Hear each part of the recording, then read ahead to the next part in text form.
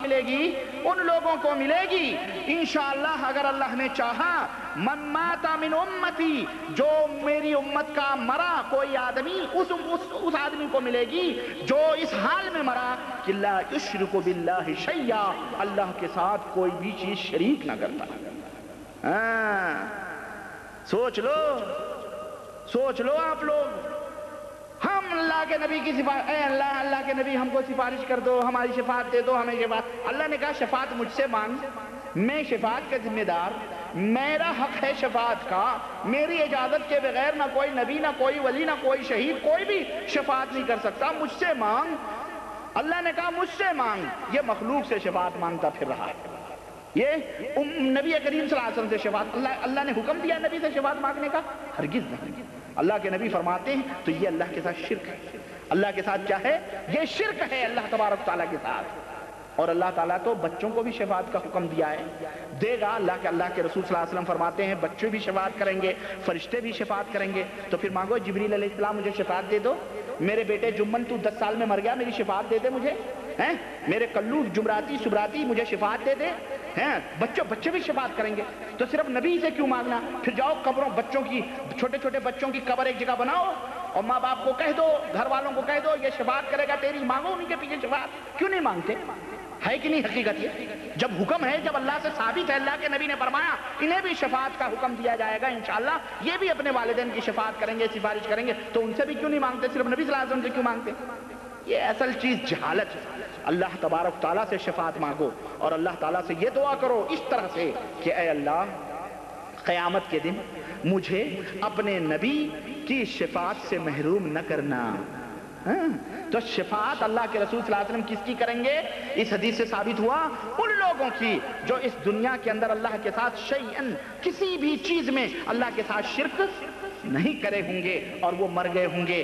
گناہوں کی پوٹلیاں ہوں گی، بدکار ہوں گے، خطا کار ہوں گے، پریشان حال ہوں گے، گناہ ہوئے ہوں گے، ان کے پاس اعمال کے ڈھیر نہیں ہوں گے، نمازیں نہیں ہوں گی، یہ تمام سب چیزیں نہیں ہوں گی. ان لوگوں کی شفاعت اللہ کے رسول صلی اللہ علیہ وسلم قیامت کے دن کریں گے اور اللہ تعالیٰ فرمائے گا کہ یہ میرا مجرم تو تھا لیکن میرے نبی تم سفارش کر رہے ہو، چونکہ اس کے پلڑے میں شرک نہیں ہے، اس نے میرے ساتھ شرک نہیں کیا تھا، تو میں اب زمین اور آسمان کی مغفرت بھر کر کے میں اس سے ملاقات کر رہا ہوں. جاؤ اس کے گناہوں کو ہم نے نیکیوں میں تبدیل کر دیا ہے.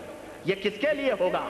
یہ موحدوں کے لیے ہوگا جو اللہ کے ساتھ شرک نہیں کرتے ہیں اور جو دن رات درگاہوں کی چوکھٹیں چومتے ہیں، قبروں کی پوجا کرتے ہیں، چادریں چڑھاتے ہیں، مرغے ذبح کرتے ہیں، ڈفلے اور سارنگیاں پیٹتے ہیں، بھنگڑے ڈالتے ہیں، پیروں کو غیب داں سمجھتے ہیں، مرشدوں سے دعائیاں لیتے ہیں، مردوں کو پکارتے ہیں اور ہر جگہ انہیں حاجت روا سمجھتے ہیں، مشکل کشا سمجھتے ہیں، روزی رساں سمجھتے ہیں. یاد رکھو یہ اللہ تعالیٰ کے ساتھ شرک ہے، کھلا ہوا شرک ہے. ایسے لوگوں کو اللہ وحدہ لا شریک دھتکار دے گا قیامت کے دن، یہ شفاعت سے محروم کر دیے جائیں گے. ورنہ اللہ سے توبہ کرو اور ان درگاہوں، ان قبروں، ان تھانوں، ان استھانوں، ان چلوں، ان شدوں، ان علموں، ان جھڈوں، ان تازیوں، ان چبوتروں اور ان سب سے توبہ کرو اور ان سب کو اپنے گھروں سے، اپنے ملکوں سے، اپنے محلوں سے، اپنی بستیوں سے، اپنے شہروں سے انہیں باہر کر دو. ورنہ لاکھ کلمہ لا الہ الا اللہ پڑھتے رہو گے، اللہ کے نبی تمہاری شفاعت نہیں کریں گے. کیونکہ یہ حدیث اللہ کے رسول صلی اللہ علیہ وسلم فرما رہے ہیں کہ یہ شفاعت اس بندے کو، میری امت کے اس بندے کو ملے گی جو بندہ میرے ساتھ اللہ کو شرک نہ کرا ہوگا، اللہ کے ساتھ شرک نہ کیا ہوگا، اسے میری یہ شفاعت ملے گی. تو میرے دوست یہ اللہ کے رسول صلی اللہ علیہ وسلم سے محبت کرنے کے اسباب اور وجوہات ہیں. اس وجہ سے اللہ کے نبی صلی اللہ علیہ وسلم سے محبت کرنا واجب اور ضروری ہے. آخری بات کہہ کے میں اپنی بات ختم کرنا چاہتا ہوں کہ یہ محبت کیسے زیادہ ہو سکتی ہے. کوئی کہہ سکتا ہے کہ جناب ہم کیسے سمجھیں کہ ہم اللہ کے نبی سے محبت کرتے ہیں، ہم کیسے سمجھیں اور کیا وہ اعمال ہیں جن کے کرنے سے ہم اللہ کے نبی سے محبت کر سکتے ہیں، جن کے کرنے سے یہ پتہ چل سکتا ہے کہ اللہ کے نبی کا عاشق ہے، جن کے کرنے سے یہ پتہ چلے ہمارے محبت کے اندر زیادتی ہو. کیا طریقے ہیں، کیا اس کے راہ ہیں اللہ کے نبی کی محبت کو اپنے دلوں میں بٹھانے کے، زیادہ کرنے کی؟ تصور مدینہ کرا کے بتیاں بجھوا کے. بہت سارے لوگ نبی سے محبت کرنے کا دعویٰ کیا کرتے ہیں؟ بتی گل बत्ती गुल करो, हक हू के नारे लगाओ, मदीने का तसव्वुर करो, और नबी सल्लल्लाहु अलैहि वसल्लम ख्वाब में आएंगे। नबी सल्लल्लाहु अलैहि वसल्लम कहाँ आएंगे? तुम्हें तसव्वुर करोगे, तुम्हारी आंखों में मदीने का दरवाजा खुल जाएगा और नबी सल्लल्लाहु अलैहि वसल्लम तुम्हें सलाम करेंगे, सब कुछ करेंगे। ये तस्वुर मदीना पाकिस्तान में और दूसरे मुल्कों में ये हरी पट्टी वाले निकले हैं। हर जगह हर महफिलों में तस्वुर मदीना कराते हैं, लाइट बुझवा के तस्वुर मदीना करवाते हैं, नौज़ बिल्लाह। ये मोहब्बत, मैं आपको बताऊं कि मोहब्बत नबी करीम सल्लल्लाहु अलैहि वसल्लम की दिलों में बढ़ाने के तरीके क्या हैं। नंबर 1 तरीका यह है कि आप अल्लाह के रसूल सल्लल्लाहु अलैहि वसल्लम और उनकी हालात ज़िंदगी, उनकी सीरत पाक का मुताला फरमाएं।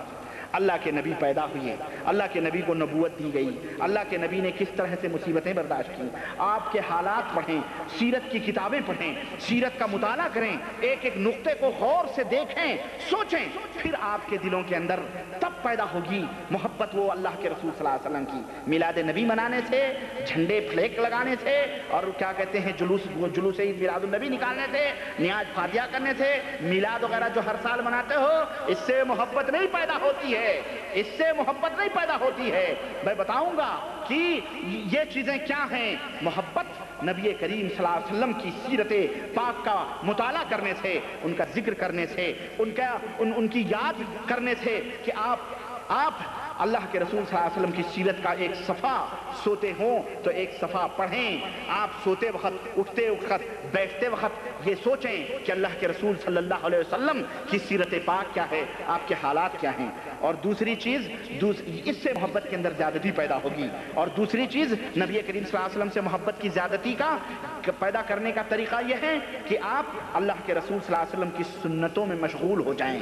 आप सल्लल्लाहु अलैहि वसल्लम की कौली और फेली और अमली जो सुन्नतें हैं उनको ढूंढें, तलाश करें। अल्लाह के नबी कैसे खाना खाते थे, अल्लाह के नबी कैसे नमाज पढ़ते थे, अल्लाह के नबी कैसे उठते थे, अल्लाह के नबी कैसे बोलते थे, हम्माम में कैसे जाते थे, सोते कैसे थे, और रोजे कैसे रखते थे, हज कैसे करते थे, अखलाक कैसा था। हर चीज के अंदर आप सुन्नत ढूंढें, हर चीज के अंदर क्या ढूंढें? सुन्नत ढूंढें, अल्लाह के नबी का तरीका ढूंढें, तब मोहब्बत पैदा होती है अल्लाह के रसूल सल्लल्लाहु अलैहि वसल्लम से। जब सुन्नतों से मोहब्बत करोगे, और यही तो जब सुन्नतों से मोहब्बत होगी, यही अल्लाह के नबी से मोहब्बत में ज्यादती करने का तरीका है। लेकिन उन लोगों से जिनके सामने अगर हदीस रसूल पढ़ा जाए, नबी की सुन्नत बताई जाए कि नमाज इस तरह पढ़ो, नबी ने पढ़ा है, तो उनके मुंह ऐसे बिगड़ते हैं जैसे 5-10 लेमू निचोड़ दिए गए उनके मुंह में।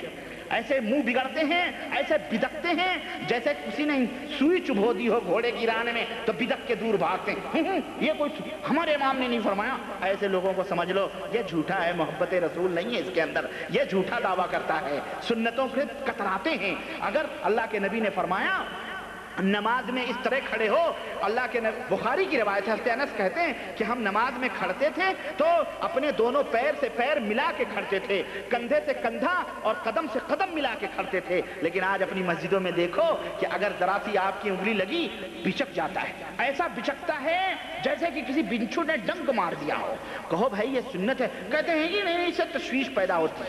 मेरे गाँव में ऐसा एक हज्जाम था बेचारा, वो जो है बहुत बड़ा अपने आप को जो है क्या कहते हैं खबर का पुजारी समझता था, बहुत प्याला वाला पिया था, पीर साहब का मुरीद था वो। तो इत्तेफाक से मैं गया नमाज पढ़ने में, जाता था नमाज पढ़ने और बाद में मैं दोहराता था। अब जनाब आली मैं तो अपना नियत वत बांध के और जनाब पैर से पैर मिलाया, वो खिसकना शुरू किया। मैं सोचा, मैं समझ लें मुशरिक हैं, खबर परस्त, इनके पीछे तो नमाज होती नहीं है, चलो आज यही सही। तो जब उसने पैर खिसकाया तो मैंने उसी की तरफ फिर खिसकाया, थोड़ा फिर खिसकाया तो फिर खिसकाया, मैं खिसका, अल्लाह की कसम इतनी जगह इधर छूट गई मैं उसको। और ये लोग खड़े भी होते ना कि एक सफ जो इनकी बनती है, इन लोगों की सफों में तकरीबन 10-15 आदमी अगर बीच में डाल दो तो आ जाएंगे, इतने दूर दूर खड़ते हैं। इसीलिए अल्लाह ताला ने भी इनके दिलों को दूर बनाया है। ये एक दूसरे से दुश्मन, इसी तरह एक दूसरे से हटते हैं, इसी तरह इनके अंदर इख्तलाफात भी पाए जाते हैं, इस तरह से नफरतें इनके अंदर पैदा होती हैं। लेकिन जो लोग मिल के खड़े होते हैं, अब मैंने कहा हमारी नमाज तो बस अल्लाह ही खैर करे, आज मैंने मिला के उसको बिल्कुल दोनों पैर वो अपना मिला के यूं खड़ा हो गया, मैं भी सटा के खड़ा हो गया। मैंने कहा आज देख लेंगे इसको, تو یہ اس طرح سے ایسا ان کو لگتا ہے جیسے بدکتے ہیں. تو ایسے لوگوں کو سمجھ لو یہ جھوٹے محبت کے دعوے دار ہیں جو اللہ کے نبی کی سنتوں سے نفرت کرتے ہیں. اللہ کے نبی کی جو سنت ہے دوستو چھوٹی سے چھوٹی ہو بڑی سے بڑی ہو اس سے محبت کرو. یہ نہ کہو کہ فلانے نے ڈھکانے نے فلانے کا نہیں ڈھکانے کا نہیں. یہ میں بیانات آ رہے ہیں انشاءاللہ اگلے لیکچر میں بتاؤں گا کہ اس محبت رسول کی نشانیاں اور علامتیں کیا ہیں یہ میں اس میں بتاؤں گا. بہرحال محبتوں کے اندر زیادتی کرنے کا ایک طریقہ یہ بھی ہے کہ اللہ کے نبی کی سنتوں کی تلاش کرو, جستجو کرو ہر چیز میں. یہ ڈھونڈو اللہ کے رسول صلی اللہ علیہ وسلم کی اس میں سنت کیا ہے, چاہے وہ قولی ہو یا فعلی ہو, ہر چیز میں اس سے محبت پیدا ہوگی.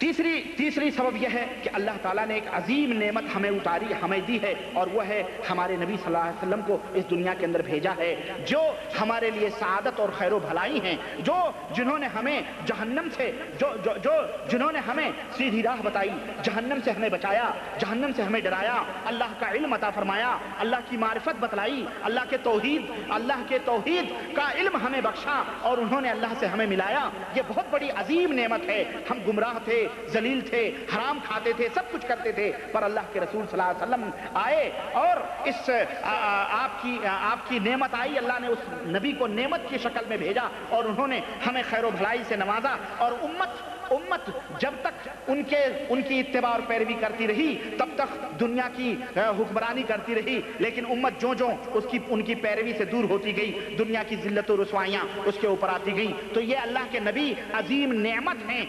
اس نعمت کی قدر کریں, اس کو تدبر کریں, اس کا تفکر کریں, اس کو سوچیں تنہائیوں میں بیٹھ کے کہ اگر اللہ کے نبی نہ ہوتے, اگر اللہ کے نبی نہ آتے دنیا میں تو پھر ہم تو جہنم میں جاتے, ہم حرام کھاتے, خنزیر کھاتے, غیر اللہ کے ساتھ شرک کرتے, سب اللہ کے ساتھ غیروں کو شریک کرتے. تو یہ اللہ کے نبی ایک عظیم نعمت ہیں. تو اس نعمت کو سوچیں تب جا کر کے اللہ کے نبی کی محبت آپ کے دلوں کے اندر پیدا ہوگی. پیدا تو ہے بہرحال ہر مسلمان کے اندر ہے, لیکن اس کے اندر اس سے زیادتی پیدا ہوگی. اور چوتھی اور آخری چیز یہ ہے کہ کثرت کے ساتھ اللہ کے رسول صلی اللہ علیہ وسلم کے اوپر درود اور سلام بھیجیں. یہ اللہ کے رسول صلی اللہ علیہ وسلم سے محبت میں زیادتی کا سبب بنے گی. ایک صحابی نے کہا اللہ کے نبی میں چاہتا ہوں کہ 1/4 حصہ آپ کے اوپر درود بھیجوں اور 3 حصہ اللہ سے دعا کروں. اللہ کے نبی نے فرمایا اچھی بات ہے لیکن اگر اس سے زیادہ کر لو تو اور اچھی چیز ہے. انہوں نے کہا تو پھر آدھا آپ کے اوپر درود بھیجوں گا, آدھا اپنے لیے اللہ سے دعا کروں گا. اللہ کے نبی نے فرمایا یہ بھی ٹھیک ہے لیکن اگر اس سے زیادہ کر لو تو اور بات ہے. انہوں نے کہا تب 3 حصہ آپ کے اوپر درود بھیجوں گا اور 1 حصہ اللہ تعالیٰ سے اپنے لیے دعا کروں گا. اللہ کے نبی نے فرمایا ٹھیک ہے لیکن اس سے بھی زیادہ کر لو تو اور اچھی بات ہے. انہوں نے کہا اللہ کے نبی اب میں اپنے لیے مانگوں گا ہی نہیں, جو بھی کروں گا آپ کے اوپر درود ہی بھیجوں گا. تو اللہ کے رسول صلی اللہ علیہ وسلم نے فرمایا اگر تم نے ایسا کیا تو اللہ تبارک و تعالیٰ خود بخود تیری جائز مرادوں کو پوری فرما دے گا. تو یہ اللہ کے رسول صلی اللہ علیہ وسلم سے محبت کے اندر زیادتی کا طریقہ. یہ نہیں کہ زندگی میں 1 دفعہ درود پڑھ لیا فرض سے ادا ہو گئے, اللہ خیر اللہ جاؤ. یہ مذہب ہے ان عاشقان مصطفیٰ کا جو دوسروں کو غدار مصطفیٰ بناتے ہیں, جو درود نہیں پڑھتے, ناپاک انگوٹھے چومتے, ناخن چومتے. ناخن تو ناپاک ہی ہوتا نا, جبھی تو آپ اسے نکال کے پھینکتے ہیں. اگر کوئی اچھی چیز ہوتی تو آپ اسے اپنی انگلیوں میں رکھتے, کہتے جی ناخن چوم لو. ناخن چومنے کا اللہ کے نبی نے حکم دیا یا کاٹ کے پھینکنے کا حکم دیا؟ یہ ظالم ناخن چومتا ہے, سمجھ رہے؟ تو اب آیا نبی صلی اللہ علیہ وسلم کا نام آیا, نام مبارک آیا, تو بجائے اس کے کہ اللہم صلی علی محمد درود پڑھے, بجائے اس کے اس کو محبت کی نشانی ہے. اور جو انگوٹھا نہ چوم جائے کہے گا یہ وہابی ہے, یہ انگوٹھا نہیں چومتا. ان رکابیوں کو سمجھاؤ, فری ہو ہے نا, اللہ کے نبی کی سنت ڈھونڈو. تو اللہ کے رسول صلی اللہ علیہ وسلم فرماتے ہیں کہ یعنی آپ دیکھیں یہ محبت ہے. اللہ تعالیٰ نے ان کے اوپر بھی عجیب لعنت بھیجی ہے. انہیں شیطان نے ایسا گمراہ کیا ہے کہ یہ انہیں درود بھی پڑھنے کی توفیق نہیں ہوتی. وہ جو زندگی میں 1 دفعہ بھی پڑھنے کا حکم ہے نا ان کے مذہب میں کہ اگر کسی نے پڑھ لیا تو فرض ادا ہو گیا, وہ بھی پڑھنے کی توفیق اس کو نہیں ہوتی ہے کہ بلکہ وہ انگوٹھے چومنے پہ لگ جاتا ہے. اللہ کے رسول صلی اللہ علیہ وسلم نے فرمایا کہ من صلی علیہ واحدۃ صلی اللہ علیہ عشرا, رواہ مسلم, کہ جو میرے اوپر 1 دفعہ درود بھیجتا ہے, اللہ تعالیٰ اس کے اوپر 10 رحمتیں نازل فرماتے ہیں.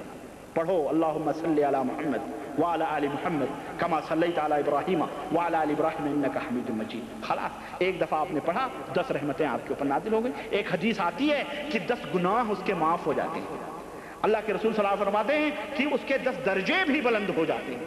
اور دوستو اللہ کے نبی کے اوپر درود پڑھو، اللہ کے رسول صلی اللہ علیہ وسلم، یہ محبت کے اندر زیادتی ہوگی اس سے۔